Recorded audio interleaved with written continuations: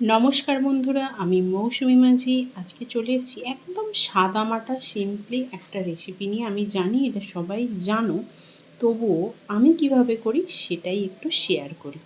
এর জন্য আমি এখানে নিয়ে নিয়েছি 1 কেজি চিকেন, হাড় সহ চিকেনটা ধুয়ে পরিষ্কার করে নিয়েছি।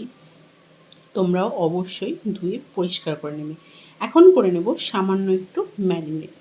সবার প্রথমে দিয়ে দিলাম সর্ষের তেল, একটু হলুদ দিলাম। কালারটা না খুব সুন্দর আসে ভাজার সময়, তাই হলুদ গুঁড়োটা একটু বেশিই দিলাম। এখানে একটু ধনের গুঁড়ো, একটু জিরের গুঁড়ো, মানে সমস্তটাই তোমরা হাফ চামচ করে দেবে।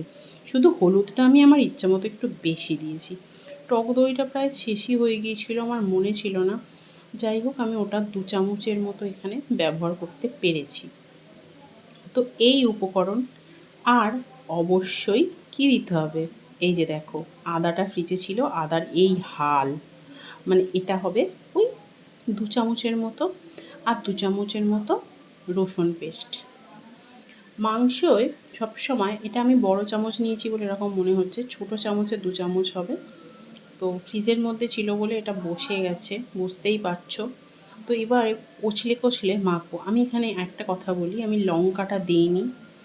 তার একটাই কারণ, বুঝতেই পারছো, এই গরমে যদি লঙ্কাটা এরকমভাবে মাখাই তাহলে হাতের কি অবস্থা হবে।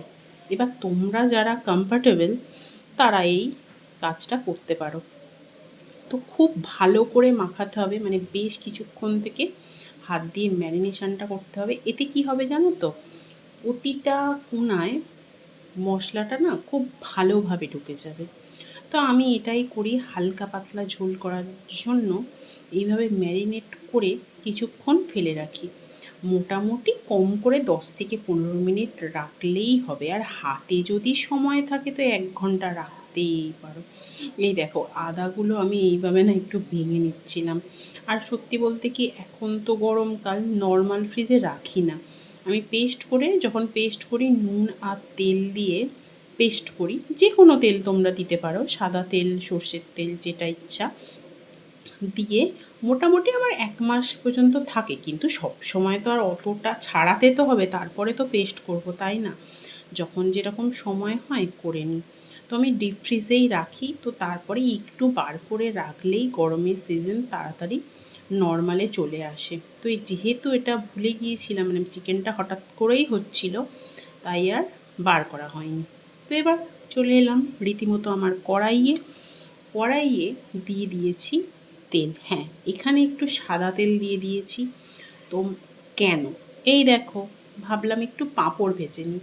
তো আগে একটু পাঁপড় ভাজছিলাম, কিন্তু তেল গরম হয়নি, আমি কি করেছি, পাঁপড় দিয়ে দিয়েছি এর মধ্যে।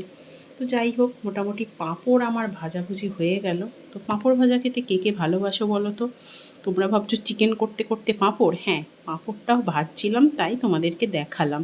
তোমরা নাহলে ভাববে সাদা তেল কেন, তাই তোমাদেরকে যেটা দেখাচ্ছিলাম। আমি পাঁপড় তো ভাজছিলাম, পাঁপড় মোটামুটি ভাজা হয়ে গেছে। তো এখন একটু ওই কড়াইয়ের আমি দিয়ে দিচ্ছি সর্ষের তেল। যাই হোক, কারা কারা পাঁপড় ভাজা খেতে ভালোবাসে সেটা জানি।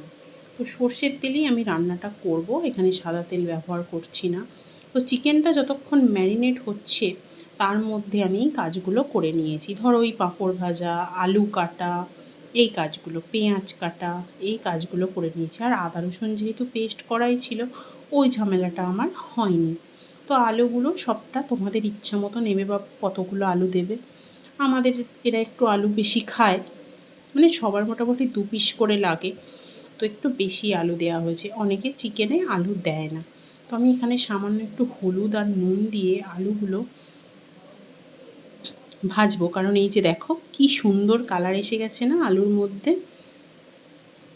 সেইভাবেই আলুগুলো এবারে সমস্ত আমি তুলে নিচ্ছি। তো আলুগুলো তুলে নেওয়া হয়ে গেলে এখানে কিছুটা তেল আছে আলু ভাজারই, ওখানে দিয়ে দিলাম এলাচ, দারুচিনি, লবঙ্গ, তেজপাতা, শুকনো লঙ্কা কিন্তু স্কিপ করে দিয়েছি।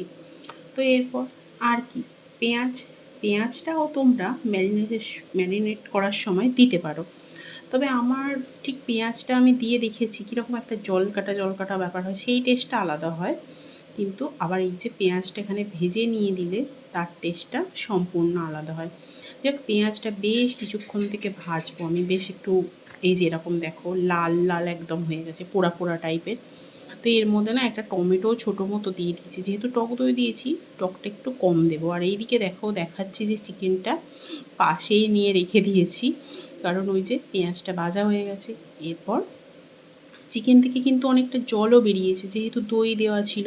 হ্যাঁ, আমি কিন্তু এখানে নুন আর লঙ্কাটা দিইনি, তোমরা লক্ষ্য করেছো কি কে জানি না, তবু আর একবার বলে দিলাম, নুন আর লঙ্কাটা দিইনি। নুন দিলে প্রচুর পরিমাণে জল বের হয়ে যায়, তো সেই কষানোটা ঠিকঠাক হয় না, তো সেই জন্য আমি নুনটা দিইনি। আর লঙ্কাটা তো বললাম হাত জ্বালা জ্বালা করবে বলে দিইনি।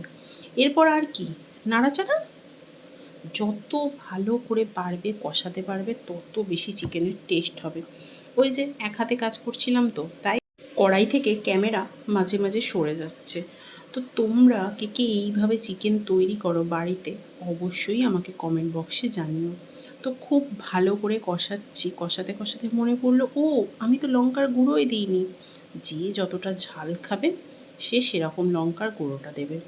আমি এখানে কাশ্মীরি লঙ্কার ব্যবহার করিনি, নর্মাল লাল লঙ্কারই ব্যবহার করেছি। দেখো চিকেন থেকে কিন্তু এখনও জল বেরোয়নি, কেন বলছি এবারে।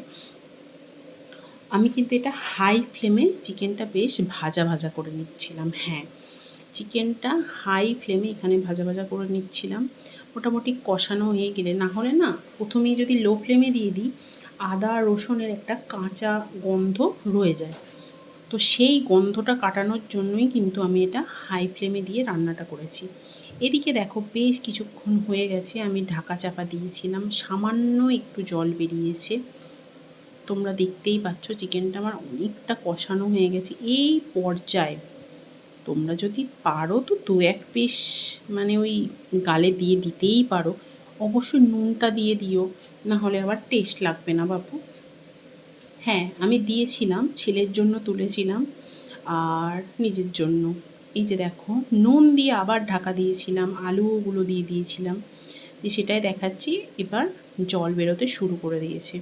তো যেহেতু আমি পাতলা এটা ঝোল করব, তো খুব যে কষা কষা হবে বুঝতে পারছো না, মানে বুঝতেই পারছো। আর এদিকে দেখো কিসের সাথে খাওয়া হবে, গরম গরম ভাত। হ্যাঁ, গরম গরম ভাত আর চিকেন কষা আর পাঁপড় ভাজা, চাটনি করা ছিল তাই চাটনিটা আর দেখানো হয়নি। কিন্তু যাই হোক, এদিকে কড়াইয়ে রান্না করতে করতেই দেখো 2 কাপ মতো এখানে আমি জল ইউজ করেছিলাম, 2 থেকে আড়াই কাপের মতো। এবার ঝোলটা তোমরা তোমাদের মতো একটু গরম জল দিতে পারো, তাহলে কিন্তু তাড়াতাড়ি রান্নাটা ফুটেও যাবে আর রান্নার টেস্টও এসে যাবে। তো ছেলেকে তো চিকেন কষা আমি তুলে দিয়েছি, দিয়ে তার মধ্যে আবার এই যে জল ঢেলে দিলাম, দিয়ে এই যে দেখো বাইরে কি দেখাচ্ছিলাম বলো তো, অন্ধকার, কারণ ভিডিওটা হচ্ছিল রাতের দিকে। হ্যাঁ, কারণ চিকেনটা আমার হচ্ছিল রাতে।